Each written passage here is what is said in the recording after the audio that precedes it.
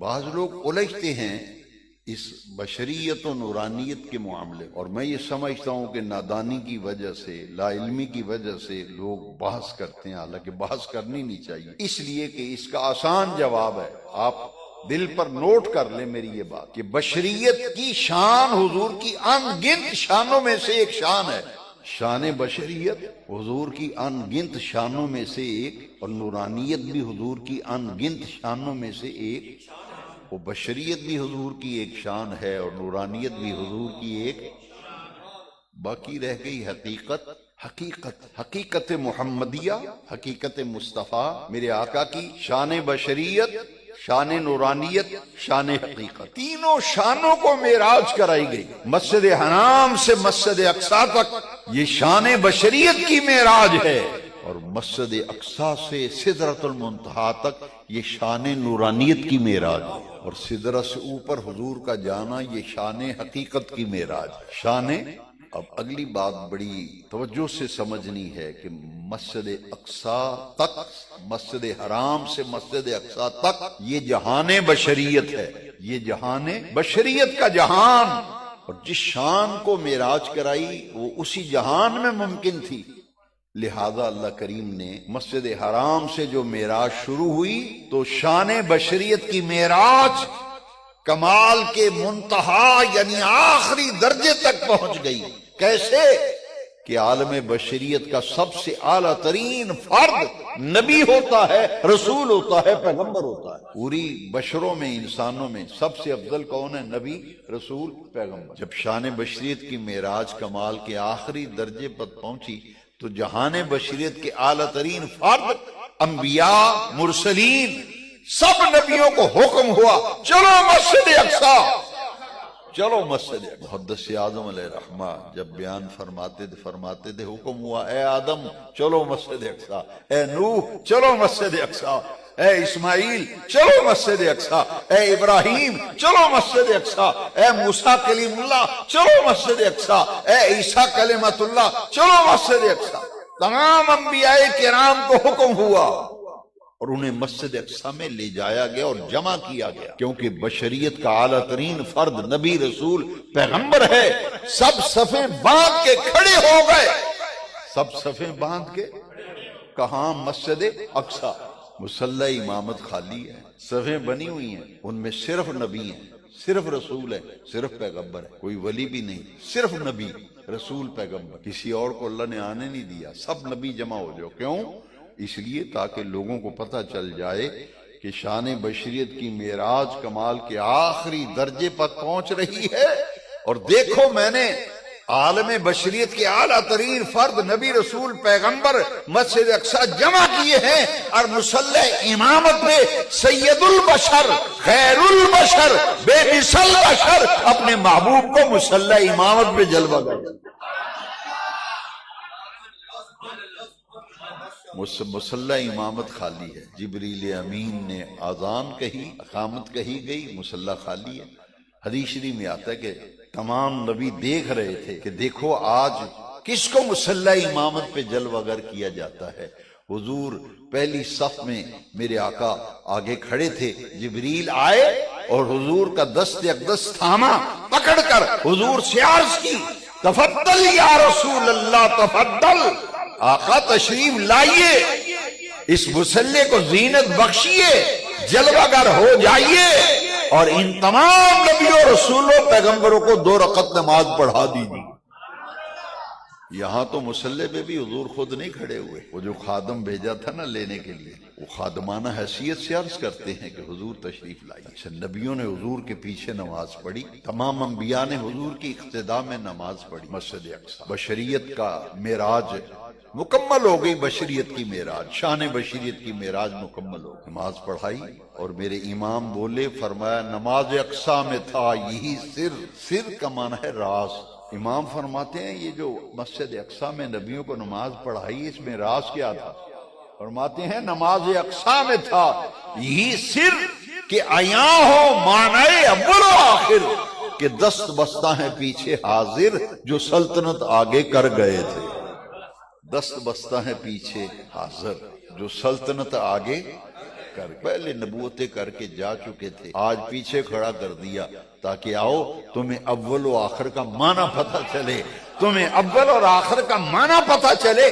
میرا وہ محبوب جو تخلیق میں اول ہے، بیسط میں آخر ہے، ختم نبوت کا تاجدار بنا کر، خاتم النبیین بنا کر مصلی امامت میں جلوہ گر کر دیا ہے تاکہ اول و آخر کے معنی سمجھ میں آ جائیں۔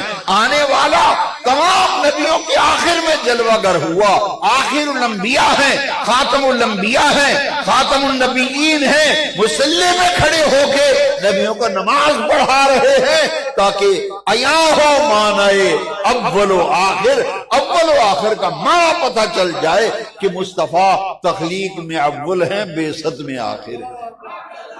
تو جب مقتدی امام کے پیچھے نماز پڑھتے تو کیا کہتا ہے؟ پیچھے اس امام کے۔ اب معلوم یہ ہوا کہ جو ہم تقریروں میں کہتے ہیں امام الانبیاء، امام الانبیاء میرے نبی پاک کا لقب ہے، وہ ایسے نہیں کہتے، اس کا عملی ظہور مسجد اقصی میں ہوا، نبی مصلی پہ کھڑے ہیں، خاتم النبیین، رحمت للعالمین، شفیع المذنبین، سید الاولین والآخرین، مصلی پہ جلوہ گر ہیں۔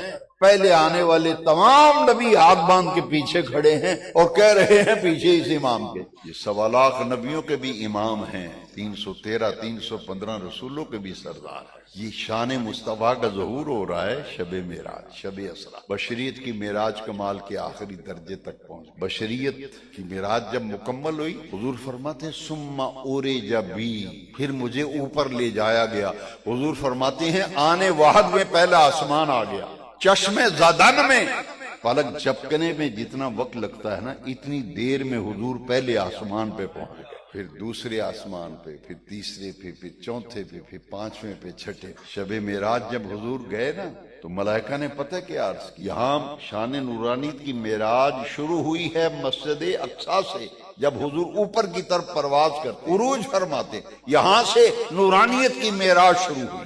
اور عالم بشریت کا اعلیٰ ترین فرد نبی رسول پیغمبر، اور عالم نورانیت کا اعلیٰ ترین فرد کون تھا؟ جبریل امین۔ بشریت کے جہان کے اعلیٰ ترین فرد نبی رسول اور پیغمبر ہے نا، تو عالم نورانیت کا اعلیٰ ترین فرد سید الملائکہ جبریل امین ہے۔ جب شان نورانیت کی معراج کمال کے آخری درجے پر پہنچ گئی تو عالم نورانیت کا اعلیٰ ترین فرد جبریل سدرہ پہ ہاتھ بڑھ کے کھڑا ہو گیا۔ امام شرانی لکھتے ہیں کہ جبریل نے کہا لو دنوتو انملتن لفترکتو یا رسول اللہ، یا حبیب اللہ، اس انگلی کے پورے کے برابر بھی، انگلی کے پورے کے برابر بھی میں اوپر کی طرف گیا، انوار الہیہ، تجلیات ربانیہ مجھے جلا کر راکھ کر دے۔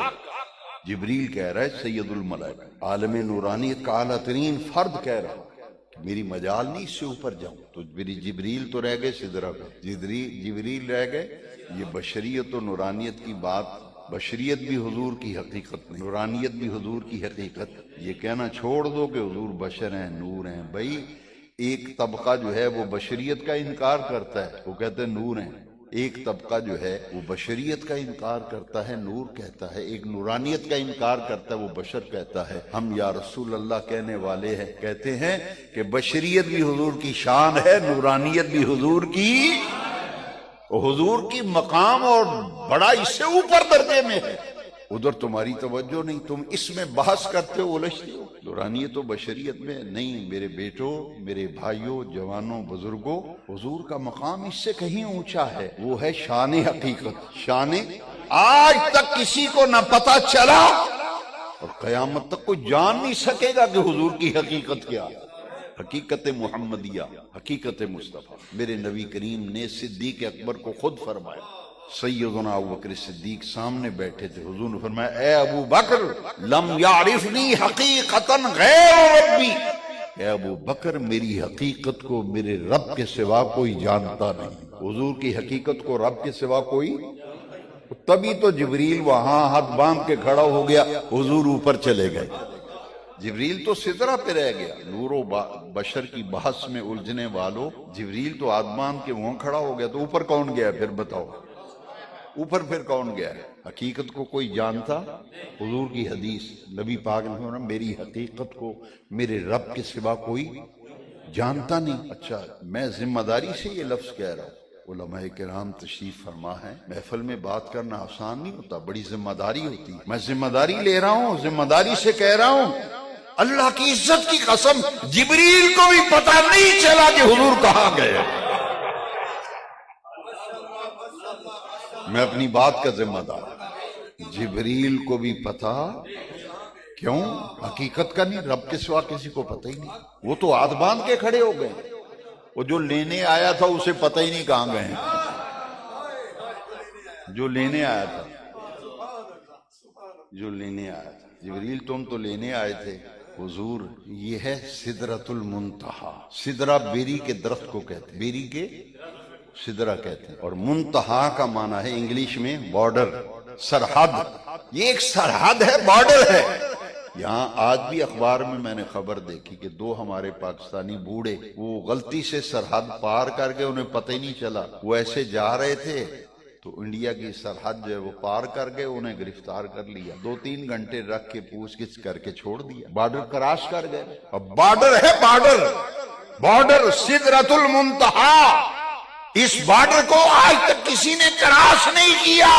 وہ مدینے والے آقا ہیں، جبریل ہاتھ باندھ کے کھڑا ہے، مصطفیٰ کراس کر کے اوپر چلے گئے۔ سدرۃ المنتہا،